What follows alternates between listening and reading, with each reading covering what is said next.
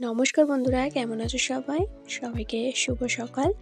তো দেখো আমাদের বাড়ির বাগান কত সুন্দর ফুলগুলো হয়েছে। এখানে আছে গাঁদা ফুল আর ওইদিকে হয়েছে হলুদ চন্দ্রমল্লিকা। এই ফুলগুলো দেখো কত সুন্দর ফুটেছে। আর এদিকে আছে সাদা চন্দ্রমল্লিকা। দেখো, তো বাড়ির মোটামুটি কাজ হয়ে গেছে আর মা রান্না বসিয়ে দিয়েছে। তো ফুলকপিগুলো প্রথমে ভাপিয়ে নিচ্ছে আর এদিকে ভাত বসাবে আর মাছগুলো কেটে রাখা আছে। তো আজকে রান্না হবে ফুলকপি দিয়ে, মাছ দিয়ে, আলু দিয়ে ঝোল আর চচ্চড়ি।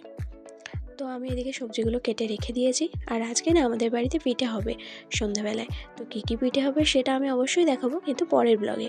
তোমরা চ্যানেলটাকে সাবস্ক্রাইব করে রেখো।